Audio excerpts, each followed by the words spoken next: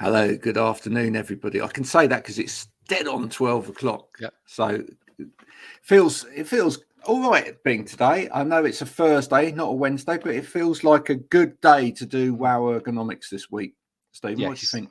it does. I think it is. Yeah, we keep moving around at the moment, don't we? Well, it's mainly my fault, isn't it? Sort of, and it's probably a reflection of the fact of businesses sort of opening up and getting out and about. And yesterday I was down in London at an expo, which we can touch on later on. So yeah, we're probably going to be a little bit more, I guess, flexible going forward, but we will try and keep as close to our regular Wednesday noon slot as is possible. Yeah, I'm even thinking about going out myself sometime. Well, out of that room, or out of this room, actually out of the dungeon, as it were. Right. Yeah, I'm thinking about it. I'm not there yet, but I am thinking about it. I think it will happen in the foreseeable future. I just need to get some more people on board to do some work for me, and then it'd be great. Because I guess the problem is, if you go out, who's doing the work? Who's doing the do? Well, exactly that. So yeah, I've just got to get, there you go. So any other copywriters out there, if you're looking for work, come and talk to me. I'm going to get inundated now, aren't I? Get absolutely inundated. I'm just watching the comments. The comment section, which we can see to our right-hand side, is just going to be full, isn't it, of just constant messages coming through. Hello, Trouble. How you doing? I'm all right. I assume you're referring to me, not Stephen, because he's not trouble at all. No, not at all. You're the troublesome one here. He's a good lad. That's what they say. Right, we better introduce our guest, and we can then talk about Legoland, which is the first thing we're going to talk about. Oh, absolutely. Today. Priorities. So I'm gonna remove our little banner at the top here so that we can all squeeze in. Here we go. Space for a little in the stream, as it were. And Carly, thanks for joining us. Hey, Carly. Hello. Thanks so much for having me. First of all, let's say nice to meet you, and also I love the name of your business, the Happy Business School. That's lovely, isn't it? Yeah. Well, it's not lovely; it's happy. Kind of that's what it says in the tin, hopefully, about making businesses happier. Yeah. Yeah. Are there a lot of sad businesses at the moment? I think there's a lot of sad people, or I guess one of the things I say is just like the absence of disease doesn't mean health. The absence of misery doesn't mean happiness. So just because you're plodding along doesn't mean that you're happy necessarily. And I think there's a lot of people, we've all been through a pretty tough time. There's lots of horrible stuff going on, and it's not about being naive to all that stuff, but I think there's definitely things that we can do to make us happier at work. So I think sometimes happiness is a bit of a dirty word in the workplace, but there's bags of science out there that says actually there's tons of business benefits to making our people happier. No, absolutely. Now, I went to, and Jodie's just mentioned it as well, Legoland at the weekend. There's a lot of people that talk about Lego on LinkedIn all the time. Yeah. Why the fascination, do you think, with adults in terms of playing with Lego? Is that an attempt to get happy, do you think? I think so. I think it brings out the inner child in us all, doesn't it? It's a bit of a leveler. If you tip out a bag of Lego in front of people, then it kind of, everyone's at the same level making their bricks. I guess they use Lego therapy, don't they, with children as a way to kind of get them to open up. And I think often when you've got a distraction in front of you, it's easier to kind of have those tough conversations because you don't necessarily have to look each other square in the eye the whole time. You've got a bit of a distraction, a bit of an icebreaker, I guess. Yeah, I think you can do Lego team building exercises for adults, for different companies as well. We know a man who does that, Graham, don't we? We do know a man that does that. What about? That would work for you, wouldn't it, Stephen? Maybe if you got a group of yourselves together in a room and you sort of designed the next ergonomic product out of Lego.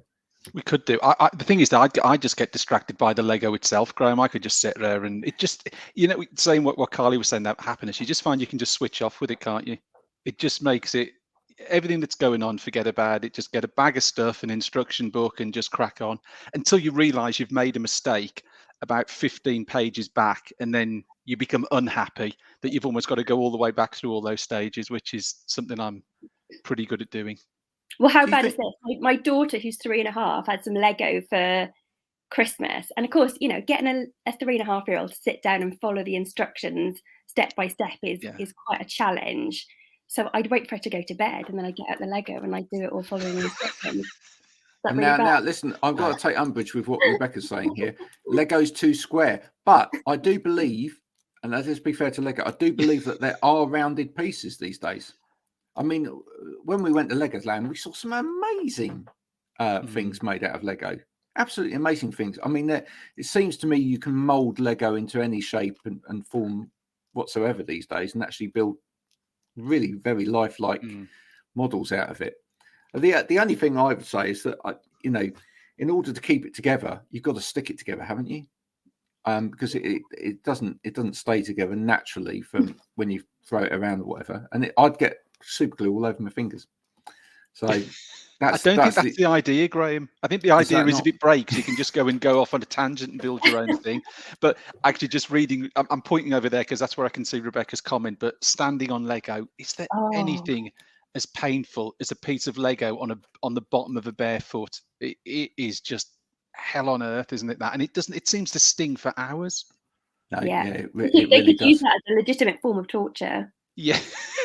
Yeah, you have to walk from this side of the room to that, bare feet across Lego. Forget like hot coals and ashes. You've got to go across a room full of Lego. That would seriously hurt. There are lots of shapes. My house is starting to look like a Harry Potter Lego shop. Well, it's worth a fortune then. That's probably up the value of your house there, Jodie. Do you know what the price of Lego? I was astounded actually going at no word of a lie, but I was absolutely astounded going in the shop after we'd done everything during the day, just how much. And it was adults, right? Because obviously there were little kids there getting their, little bag of Lego or whatever. But the adults spending money on Lego, I was astounded by what they were spending. There were guys coming out there with 1,000 quid's worth of Lego. Unbelievable. Yeah, those big structures cost hundreds. Yeah. Absolutely. When we've looked around the shop, I'll be brutally honest and said to my kids, look and choose what you want. And at the same time, I've got Amazon up going, yeah, it's about 30 quid cheaper. You can get it tomorrow. How's that? Yeah. Done. Well, I looked around the shop and went, there's the exit. Or you could, no, I think they each had a little minifigure. That's what they had. I've actually got, some in a minute I might find it, but I actually brought home a little minifigure for myself. Do you know what he had? He had a little violin. Oh, as a little world's smallest violin. Yeah, no, yeah, because you can choose a hat. The little minifigure, and it can have a hat, and you can also have an accessory. So I chose a little violin for mine because musical. I thought that's they didn't have a guitar, but they had a violin, so I thought that's the nearest thing. So tell me a little bit more. Graham, before you do that, we're all going around Jodie's. Look what she's just put. Oh, really? Again, that costs a fortune. I'll tell you what, we actually had a whole load of Harry Potter Lego once, and it was actually donated to us. Right? We didn't realise what the value of it was. The boys just turned it into all sorts of other things. They didn't make it into didn't make it into the sets. Had we known, we would have said, don't even open the box. That's going straight on eBay. Yeah, Hogwarts Castle.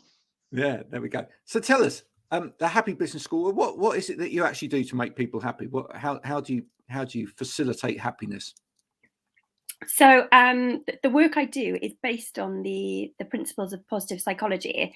So I'm a lawyer by profession, and I worked in an insurance company for most of my working life. So probably two of the unhappiest professions that you can find. I was going to say, and you've come out happy. That's great. Eventually, yeah. Happy to get out. Yeah, maybe that's it.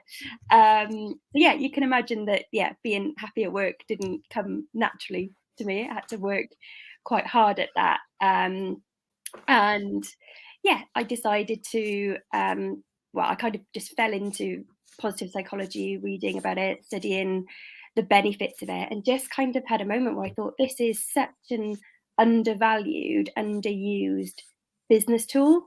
I think businesses sometimes think, making people happy, they either think, oh, we can't do that, it's not about being happy at work, I'm here to crack the whip, and if I soften and say that I'm interested in happiness, then everyone will go do lally and nobody will get any work done because they'll be bouncing around on space hoppers. Or they just think, I'm not going to get anything out of this, or at best it's just a wellness fad, it's a tick in the box. So I try and educate them around the benefits of happiness at work. The science shows that people are not only more productive, they take fewer sick days, there's less attrition, people don't burn out as quickly. But there's also a whole host of other benefits, like it makes people more creative, it makes them more analytical and more accurate if they're happier. If you sell, it helps you sell better. If you're in customer service, it helps you deliver customer service. So it all these benefits. So it's about helping businesses understand those benefits and then giving them some tools, some tricks, some real tangible things that they can do. Space hoppers. Yeah. But that actually, it's a very good point. Space hoppers. I was going to say, I think, do we sometimes misunderstand what makes people happy as well? Because I remember going to do some assessments. Stephen, you'll love this one. But I remember going to do some workplace assessments at a IT business, and their rationale for trying to keep their people happy was, let's give them alcohol in the middle of the day. Yeah. Right. Okay. Yeah. Because people said that they liked it. Yeah. So I always say, it's not about an ice cream van turning up on a Friday afternoon. If that's not how you make your people happy, that might be a nice thing that you do to recognize something that they've done or as part of the work that you do. But you're never going to make your people happy by getting a yoga teacher in, or by giving them access to a mindfulness app, or just doing those things, just putting a ping pong table in the break room. It's about understanding, first of all, what is happiness, and about understanding how we are more in control of our own happiness than we think we are. I think we tend to go through life thinking that all these external factors, things that are happening in the world, is what determines our happiness. Whereas actually science says that 90% of our long-term happiness is determined by internal factors. That's things like mindset.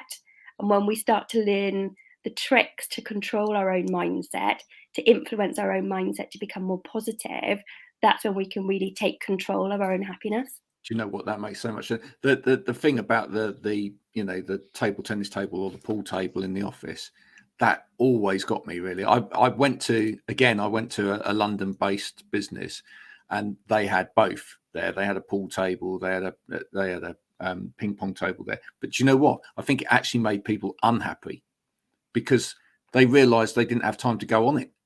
Yeah. So what that's the thing, just changing the environment up and putting all of these cool things in there without changing the culture doesn't work at all, because it's just actually just taunts people. People are looking at it go, yeah, that'd be lovely if I had time to do that. If you're in one breath telling people that they've got to be in the office at crack of dawn, and they can never make personal phone calls, and if you get caught looking at anything other than something work related on your screen, then you get a slap on the wrist, then putting a ping pong table there is just ironic, really, isn't it? It is about culture, and even things like, actually, if you catch somebody watching a funny YouTube channel, they're probably going to be more productive as a result, because they'll get a little happiness boost. Whereas old school is the manager marching around. And I'm not saying that there's loads of workplaces that are as militant as this, but there's lots of workplaces that maybe without even realizing have practices or leadership styles that aren't conducive to getting the best out of their people, aren't conducive to investing in their happiness. I think you should have a little chat with Jodie afterwards, because she says, I feel there are big links between happiness and inclusion. Oh yeah, huge. Yeah. What give us some examples. What how does happiness help inclusion, or inclusion help happiness? So one of the most important factors of happiness is social connection. So it's about our relationships with others, and understanding what makes other people tick. And I think if you're working somewhere that's inclusive rather than exclusive, it makes fostering those social connections so much easier. Right. So there's a leadership guy in the States who talks about what's on the other side of your card. So if the front of your card says teacher, accountant, lawyer, whatever it is, how often do we take the time to flip that card over and see what's on the other side? It might be that you love Lego. It might be that you're training for a marathon. It might be that you've just adopted a child. There's so much more to people. And I think, when we can be inclusive, when we don't just gravitate to people who are our type, and we open our minds, we foster those social connections, and it's so important. It's fundamental to happiness. I mean, I really hate those kind of traditional titles that we use within business, because I think the thing is, they're quite useful externally. I think when you say someone's a CEO, CFO, whatever, it from an external point of view, it gives people an idea. Oh, you've got this kind of credibility, or you've got this kind of structure within your business. But internally, I think it's actually completely nonsense. And one of the big problems with it is those titles never really say what that person's actually good at. Now, that might seem a daft thing to say, because you'd look at someone that's a CEO and you go, well, surely they must be good at management, and they must be good at this, and they must be good at that. But when you get down to a more granular level on that, they might actually be rubbish at certain things, and other people in the business might be much, much, much better and feel much happier about doing some of those things. But unless their title actually says, I'm really good at facilitating conversations around this, I hold everybody together, I make the tea on a Tuesday or whatever. Unless that's their business title, you don't really understand what they feel comfortable with doing. And then we start applying what we believe they should be good doing to them. Yeah. And then I think that makes them unhappy. Yeah. I saw a company org chart the other day, and it wasn't your traditional tree. It was all over the place, and it had coloured circles around the person's face that denoted their learning style. Okay, exactly. Yeah. And it had it, I think, in there in stressed and not stressed. So I think it actually had 2 coloured rings. How great is that we're tapping into something that's more than just a name and a job title, because it gives people meaning and purpose, again, 2 really key things to happiness, feeling that you've got purpose in what you do and that it's meaningful. Yeah, and I tried doing it in the last business that I was involved with. I tried to get people to change, certainly at the top, to change those titles, and also within that as well, put a little list underneath of the things that they really were great at, or they felt they were really good at, and all the things that they were really bad at as well. Like, for example, I cannot take notes. I've explained this to people before. That's a set of notes, right? Wow. Yeah, so I don't do notes. There's no point in me doing notes. I'll leave that to Odessa, because she's absolutely brilliant at doing notes, right? But it's daft, because people will look at you in a certain position in the company and go, well, clearly you need to take notes in this meeting, or they'll say, you take notes in this meeting. If you're rubbish at it, why should you be doing it? But there will be something that you're really good at, that actually, and it might be something that you're really good at, but it's not necessarily seen as something that's at your level. But does it matter? If you're good at doing it, do it within that business. One of the most powerful things we can do is to find meaning and purpose in what we do. So hi Ashley. So you can choose something that is within your circle of control, and again, this is another kind of important concept, understanding what's within our control and what's outside our control. But if you can choose something that you feel passionate about, that's within your circle of control, something that you can influence, then investing in that, it might be, you know, really periphery to your core role, but actually just finding that one thing. You might be really passionate about recycling, so, you know, getting your business to invest in recycling might be something that brings you a lot of purpose and a lot of meaning to your role. You know, it might not be your core role, but if we can find those little things that give us a little spark of joy, then, you know, it goes an awfully long way to increasing our happiness. It really does. It really does. Yeah, I love that comment from Rebecca. Who knew that playing to your strength is powerful? Imagine if people in an organisation actually did the things they were great at and not the things they were rubbish at that caused them stress. Maybe we'd all be a little bit happier, wouldn't we? And I have to give a shout out. I have to give a shout out to Rebecca at this point, because Rebecca is one of the reasons that I'm doing what I'm doing today. Yay! Well done, Rebecca. That helped me, discover what my inner superpowers were, and helped me birth the Happy Business School. So yeah, thanks, Rebecca. That's brilliant. Thank you, Rebecca. And now what we're going to do is we're going to play the game, the mighty game. Yes. Are we going to come back to it, Carly, afterwards? I've got a question I'd like to.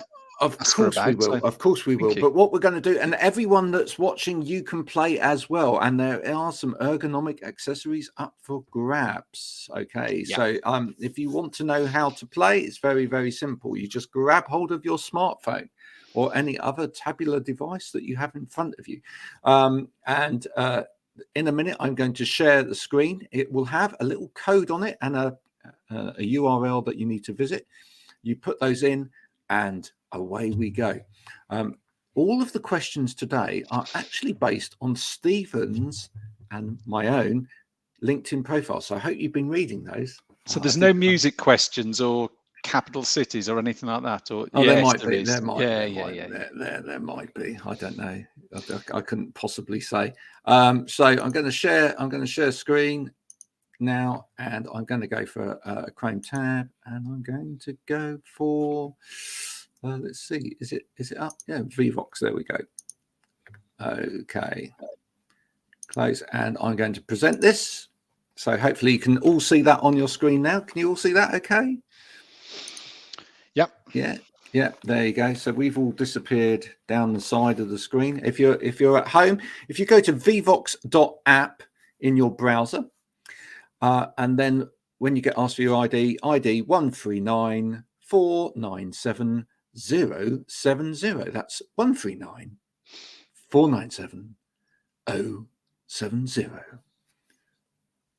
Phone lines will be open all evening, and minimum rate of 12p will be charged. Okay, 139 497 070. Let's see how much money we can raise. Oh no, that's in a few weeks' time. So Comic Relief coming up in a few weeks' time. Yeah, there we go. We'll have to do something with that, Graham. We'll definitely have to be doing something with that. Now, we're going to go back to Vvox if I can find it. And I'm going to start the session. Hopefully everybody's in. And so it let you put your name in, didn't it? I'm just checking that as well. Yes. Yeah, it's good. Oh, brilliant. Okay, so according to a poll in Ergo Celebrity, what is Stephen's best feature? If you could place a mark on Stephen where you think his best feature is, according to a poll in Ergo Celebrity. What is Ergo Celebrity? It's a new. You made this up. I'm surprised you don't know that, seeing as you were featured this month. It's a new bi-monthly publication about the celebrities in the ergonomics world. So let's see where. There we go. Hair, mouth. We've got the shoulder. Wow. Last one. We've got one more person to vote. Who's player number 4? Who's player number 4? If you'd like to cast your vote, please. Remember, some ergonomic equipment up for grabs here. It's probably Jonathan, who's usually on a 2-minute delay. Isn't it? Yeah. Okay. I think we're going to have to close.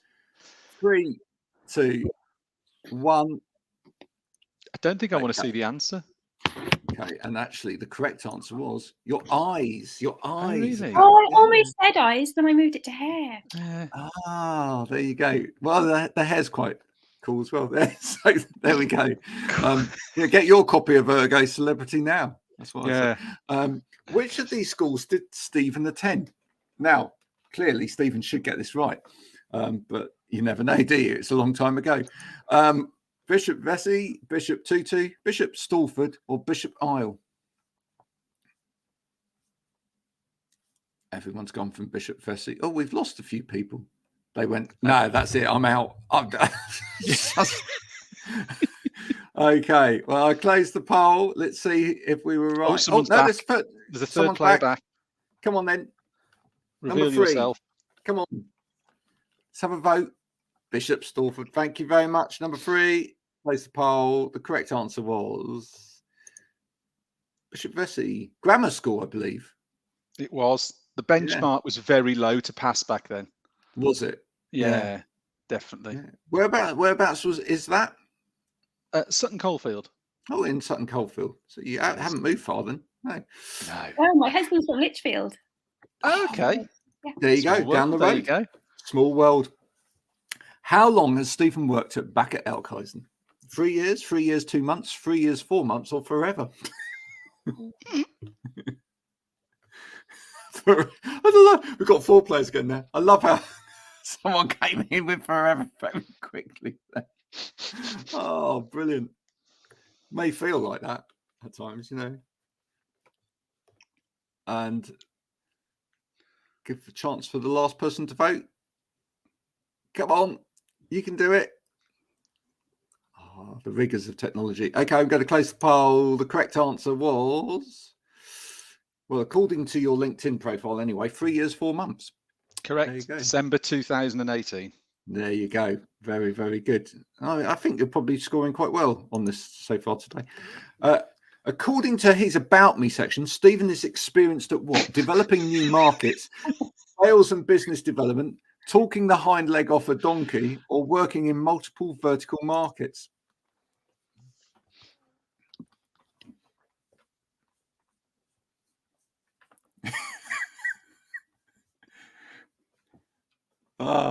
You know, everyone's busily trying to log in and have a look at your profile now, you see. Yeah. That's what it is.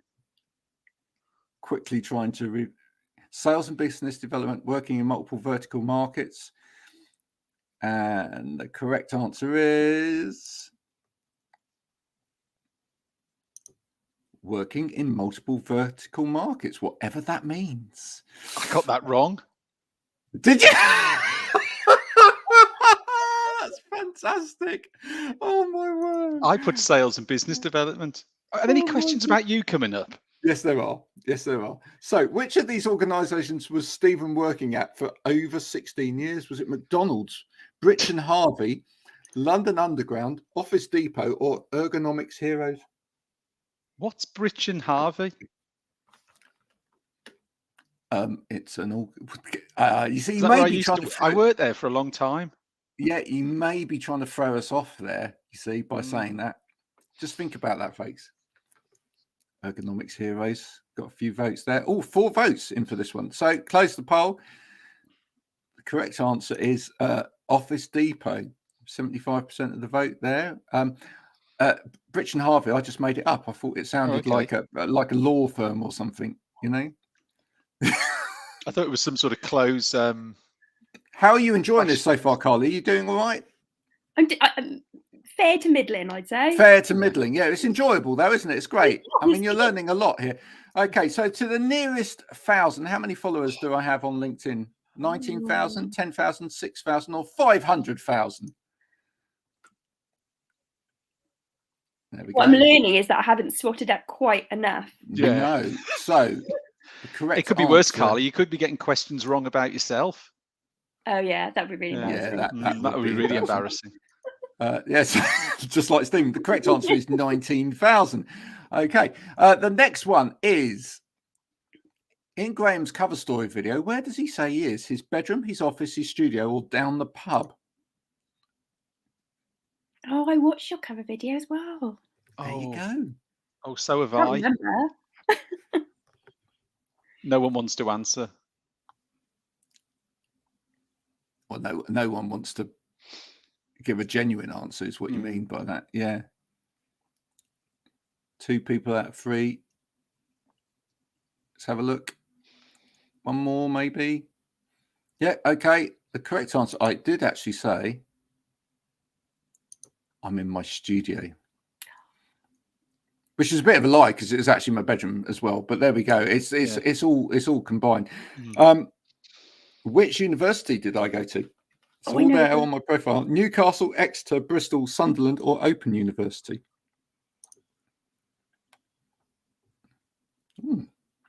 3 people voted Sunderland. Interesting. One more person to vote. And 5, 4, 3, 2. Oh, yeah, there we go. Last minute. Oh, a little change there. The correct answer. Way A, Sunderland. Yeah, all the way up north. What words are in caps in Graham's about section? Get off, buy now, read on, we can, it is.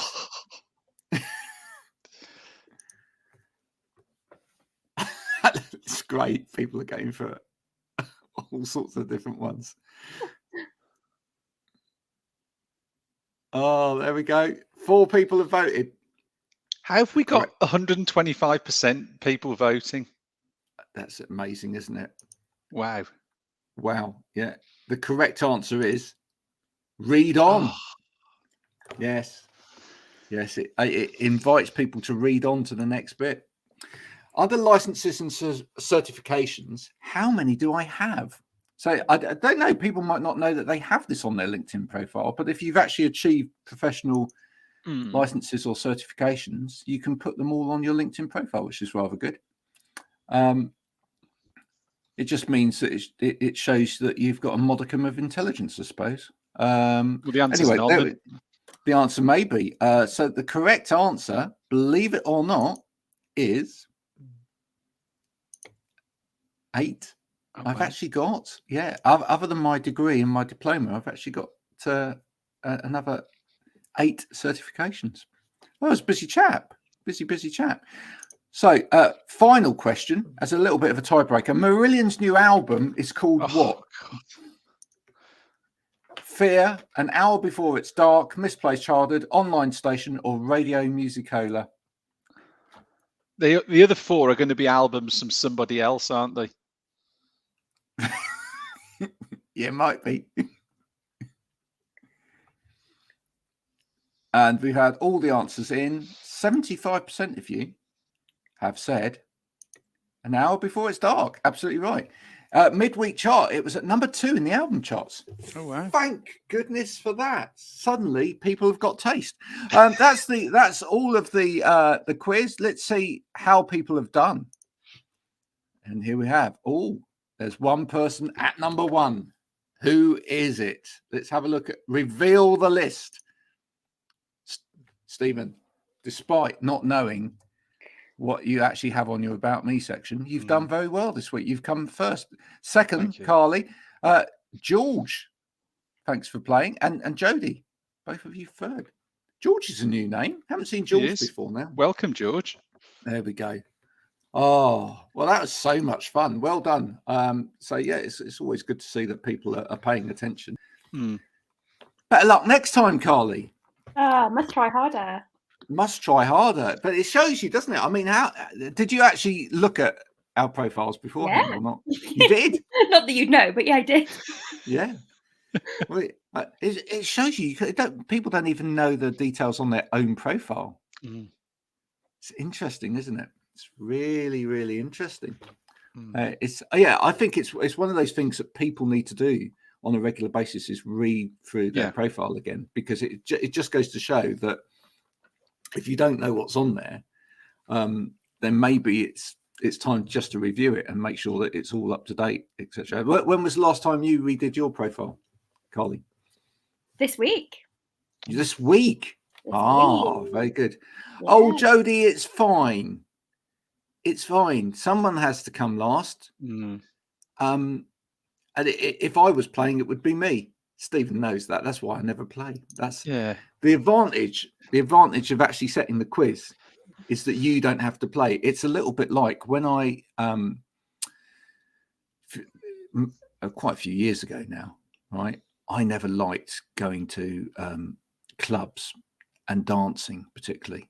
I loved the music, but I really didn't like dancing because I'm rubbish at dancing. Are you a good dancer, Carly? When you go to a club, I like dancing. I don't know. I don't know exactly if I'm good, but yeah, I like a little boogie.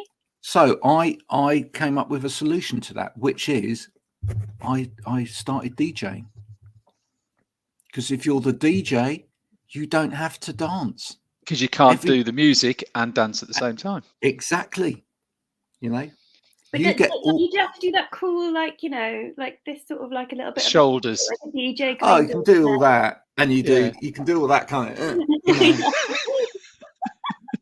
Can do all that kind of, you know, scratch with this hand, and go, you know, go woo woo and all that. Yeah, you can do all that, but you don't have to. You don't actually have to get up and do all of the dancing. You know, consistent dad dancing. Love dancing. There you go. Oh, a wooden spoon. Yeah, maybe was well. Oh, that's what we need to do. Do you know what we need to do, actually, Stephen? We need to get some consolation prizes. We do.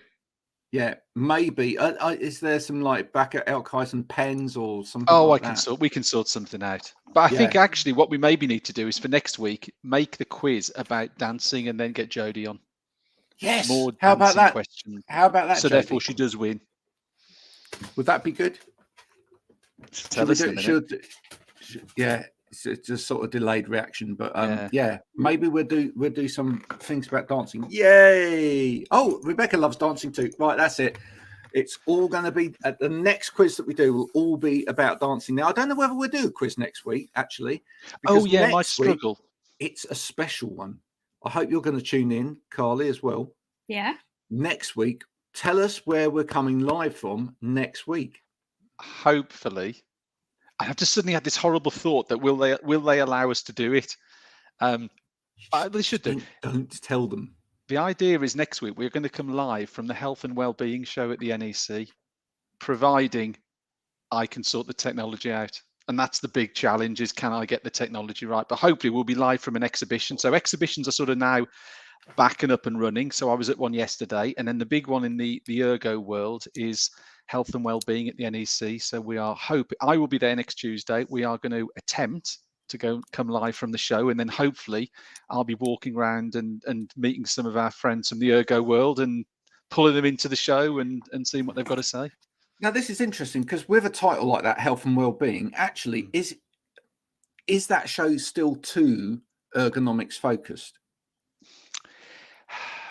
Well, I'm not sure.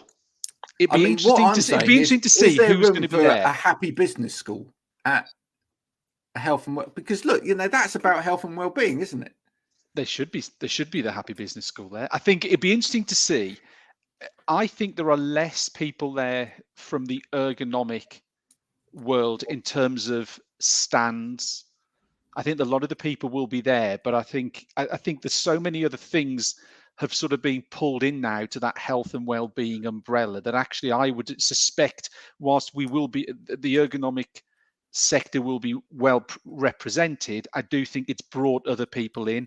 I was at the Business Revival show yesterday at the Excel Arena. And again, you had a lot of... What's Business Revival about? Well, it was a very good question. A number of us were asking that. I think it was incorporating sort of corporate wellness and a whole number of things. And I think a couple of us said they gave us this sort of umbrella name that didn't really relate to what it was all about. But I would say there was lots of organizations there.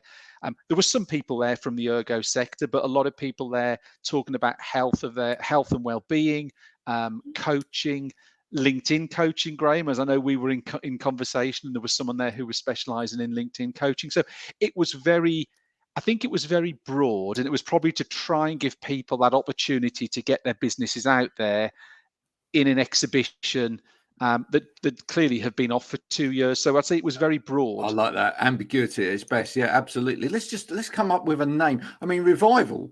I mean, as soon as you hear that word, you think that this is like there's going to be a gospel preached there. There's or revival! or a band What? from the 80s of reformed. Yeah, I was just thinking. Yeah, exactly. Yeah. It didn't suddenly Boys Own didn't suddenly pop up from a stage somewhere and. No, but I tell you who was there doing a speech. I mean, this is random. I mean, if I said to you, who would be at a business fair? David Hay. Oh, right. The ex-world champion heavyweight boxer was there. Now, David Hay, though, interestingly enough, in the middle of the pandemic, had a business to do with masks. Oh, did he? Yes. Oh, yeah. I think I saw something about that, actually. Didn't he? Yeah, because he's on LinkedIn, and he actually. So everyone go and have a look at David Hay's profile on LinkedIn. But he Everyone's just doing that, and they've switched off from the show. Yeah, they've all gone. But he has a business, something to do with masks, right? Yeah. And there was some link in. I'm pretty certain, can't say for certain, but I think there was some link into Black Lives Matter as well with that. Maybe he's having a revival. Hey, there we go. Yeah. Yeah, I mean, it was an interesting show. As I say, it was a very. Should have had Rick very Astley broad. there. What's that for? A revival? Yeah. Why was that one of his songs? Revival? No. Oh, No, that's actually a great. Is it all these things, or Is that all these things? Isn't it? Butlins. He was trying to start a Smiths revival with the Blossoms. Do you remember, did you see that as a news story? But Johnny Marr stepped in because he said, "No, you're not doing that." But yeah, they were trying to recreate the Smiths, get the Smiths going again. I'd love to be able to put an image. I took one photo from that expo yesterday, and it's nothing to do with work. But I was chatting to the guys on this one stand, and the backstory is my wife and my oldest son have sort of get into like TV series, so we thought we'd take him back to watch a program that we enjoyed. So we're watching The Royal Family, is what we're going through at the moment. But there was a guy who was only about 25, but he was the absolute spitting image of Jim Royal. So the only photo I took was a really photo and sent it to my son on WhatsApp and said, have a look in the background, and eventually clocked that there was a guy who was the absolute spit of Jim Royal, but it was only about 25, not 55. So if I could get that photo up, I would. Talking about, can I WhatsApp it to you, Graham? If I WhatsApp this photo, can you get this photo up? Because it is honestly, we'll do that. But talking about comedy and old comedy, etc., and happiness as well, because comedy, happiness. It's interesting because my son's just got into, who's 17. He's just got into Have I Got News for You? And he's also got into, and this is really old, he's also got into Not the 9 o'clock news. Okay. Right. And he said he was playing me one of the sketches from Not the 9 o'clock news, which is a program that I've learnt most of the sketches verbatim. And he said, why don't they write comedy like this anymore? I said, yeah, it's a very good question. Why don't they write comedy like that anymore? Do you think we've lost it a little bit in terms of comedy these days? Everything's very, I know everything has to be very politically correct, but in a way, have we lost it? We watching The Royal Family, there are jokes that Jim Royal comes out with, and some of the names that he calls Anthony the son, and some of the stuff. I mean, they're constantly sitting there smoking. There is no way, absolutely no way, that program would get produced nowadays. Now, I'm not saying that's right or wrong, but there is no way that program could be produced. Absolutely not a chance. A family sitting there all evening smoking. Denise is having a drink while she's pregnant, and the odd fag, and you're thinking there is just no way that would get made. But at the time, 20 years ago, it was very, very funny, wasn't it? And just one more, a tenuous link, and you might know this, Graham. Didn't you mention Johnny Marr from the Smiths, didn't you? Yeah. Didn't he used to go out with Carolina Hearn? Did he? Who was Denise? Oh, I don't know. Oh, he might have done, actually. Yeah, no, he might have done. Sorry. You sent me a photo, but I'm not actually. You've got to open it up and look at the guy in the background. Oh, it's in the background, is it? Are you able to Okay. open the photo? Oh, well, what I'll do I is mean, I hope it's worth it after this massive sort of build-up I've given Build it up. It's absolute build-up that you've given this. Okay, I so thought you were going to say you'd got a selfie with David Hay. Okay. Oh, you- here. Can you make it in the middle? Can you make that any bigger? Can I make that any bit? Well, if you click on your screen, you'll make it bigger. You'll be able to see it. Yeah, he is, isn't he? So he's talking about the guy on stand, what's that, 229? The guy with his sort of hand on his hip, if you can sort of make your screen any bigger. Yeah. Zooming in there. Oh, I see. There you go. Sorry. I would be able to do that, you know. Oh, comedy isn't supposed to be taken seriously. Only Fools would be. Yeah. Only Fools wouldn't be made now, even. No, I know. Not even sure sorry. things like The Office would be made now, and that's not even that long ago. Well, yeah, no, that's absolutely true. I have to say that I have to disagree with Rebecca on this. I was going to say she's on dangerous ground with that statement to you, Graham. Yeah. That's just not true. In any shape or form. Oh, I can't see. Send it to me. I will say. Yes, I will. Yeah. I will. I'll send it over. No, we will. We'll send it over. Carly, it's been a pleasure having you on today. Thanks for joining the madness that is this program. Thanks for having me. Stephen, did you say you had a question? I did, but Graham obviously is just not bothered with that. It's all about him. No. I was quite interested, and I'm because someone has to try and pull it back to ergonomics on this show, but because Graham clearly isn't. But you're talking about happiness, and you're talking now about people working from home and the remoteness. How does that clash? Sort of pan out for you, because you're going to be trying to create these happy. How do people keep their staff happy if they're not seeing their staff physically? So where's the clash? What challenges are going to come from that, do you think? Yeah, it's really interesting, isn't it? And I did a talk the other week, and we were talking about the challenges of remote working and how you can foster. So it's about those social connections, and what we know is that those social connections actually develop when we're not having task orientated conversations. And obviously in the remote working world, everything becomes a lot more task orientated. So, you know, you pick up the phone and you just ask the question that you want to ask, or you send a quick instant message, or you send an email, or message somebody on LinkedIn, and it becomes a bit sort of task orientated.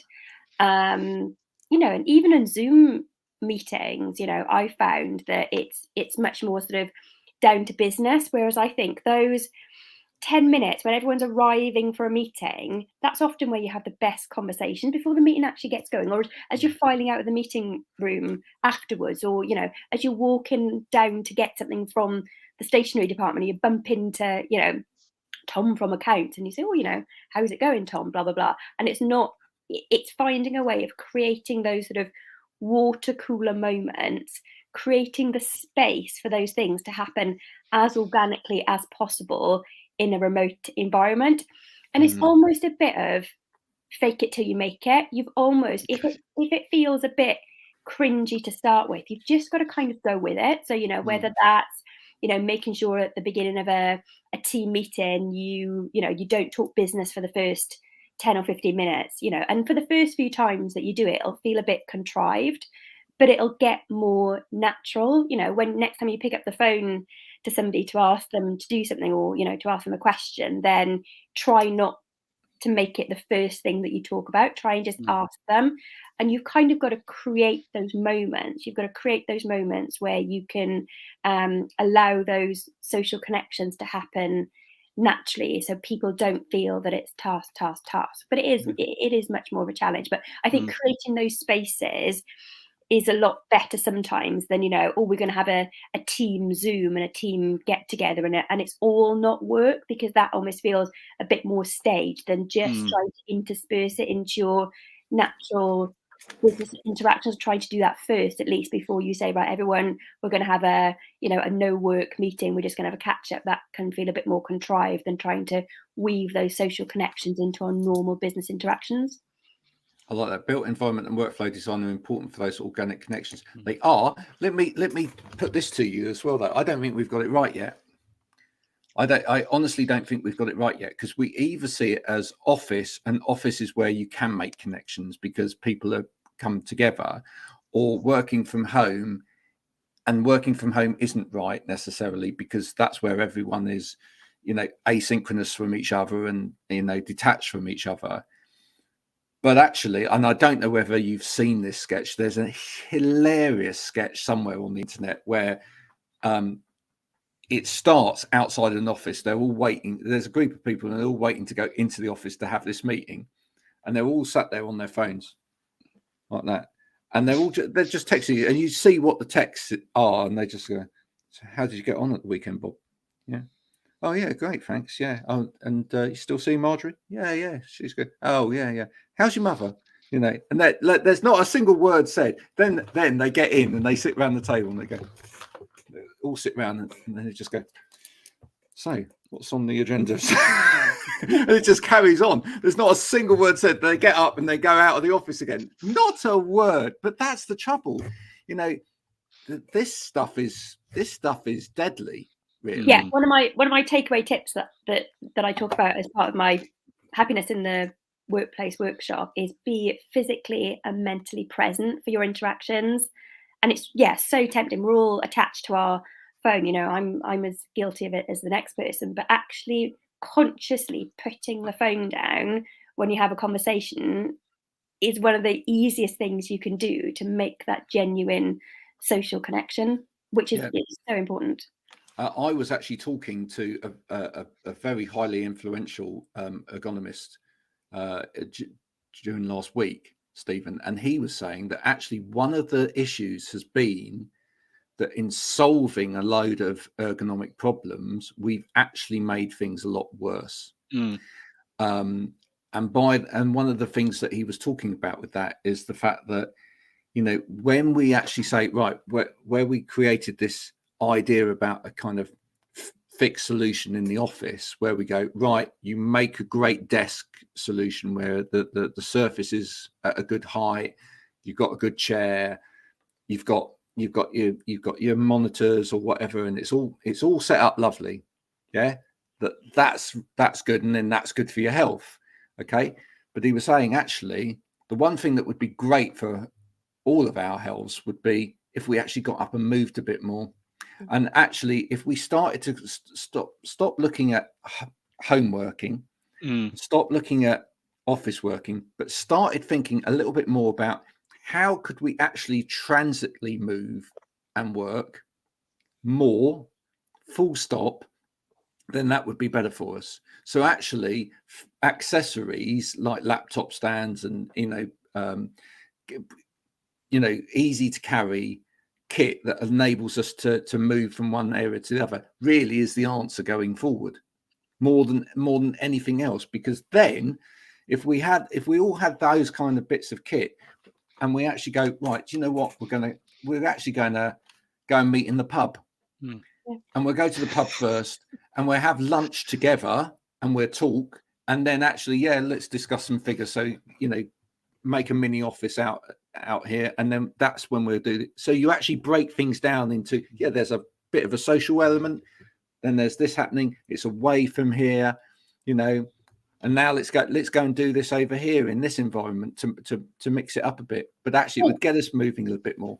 We've got the ability now to do phone calls pretty much anywhere. So one of the most important things you can do for your mental health and your happiness is to get out into nature, get out into the world. So why not choose a phone call that you can do, stick your headset in and go and walk around the park or round the block and go and get some fresh air, be outside. You're still working. If you're too busy that you can't even have that break, I mean, ideally leave the phone at home and go and have a break, properly away from your desk. But even just go and do one of your mid-morning calls and walk outside. There's lots of little things that we can do that will give us little happiness boosts. And that's what it is about, small changes, little things that you can do incrementally that will increase your happiness.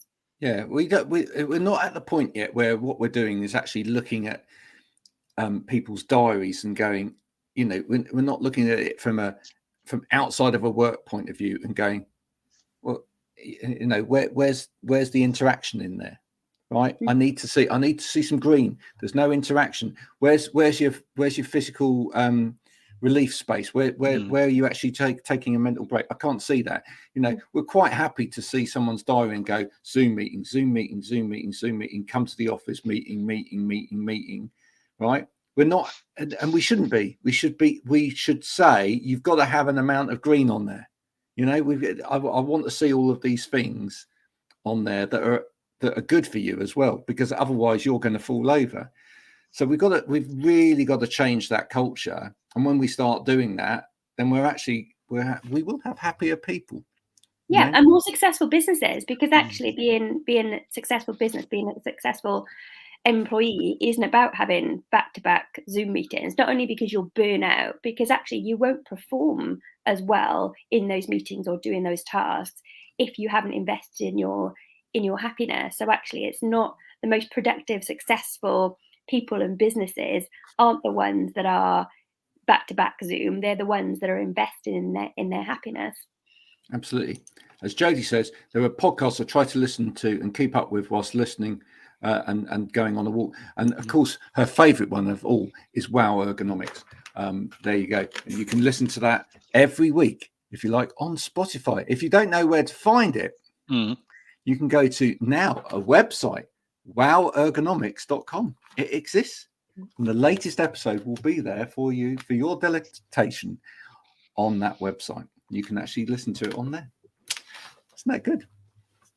So Boy done well. Well, there we go. So thanks for another wonderful week. Thanks to Carly for joining us. Thanks for all the great comments that have come in this week. It's been a really interesting conversation. I hope you've enjoyed it, Carly. I have, yeah. Thank you so much. Yeah, I've had great fun. Thanks for having me. There you go. And so the takeaway lessons are: don't spend so much time on this. Spend a little bit more time on your happiness. And if you don't know how to do that, get hold of Carly. Yeah. She'll teach you. All right. So let's connect, people. Let's connect and do that. Now, so remember, next week, it's on what day is it we're doing it? Tuesday at midday. Yeah, Tuesday at midday. Hopefully we will have some special guests as well, live from this. It's all going to rely on the technology working. Yeah. Not just that, it's also me. If it was you in the technology, I'd be a bit more confident, but it's in my all you've hands. Got to do is dial in. I shall do the rest. You do the rest. But hopefully we tune in and see a little bit from the health and well-being at work show. Is that right? Health and well-being at work show. Yeah, it's a long title, isn't it? It is. Is it better than Business Revival, I guess, though, isn't it? Yeah, no, absolutely. Listening on my phone today. Apologies for the typos. There you go. There you go. Listening on the phone today. We'll see you all again next week. Carly, thanks for coming in. Thanks, Carly. Bye. Cheers. Bye.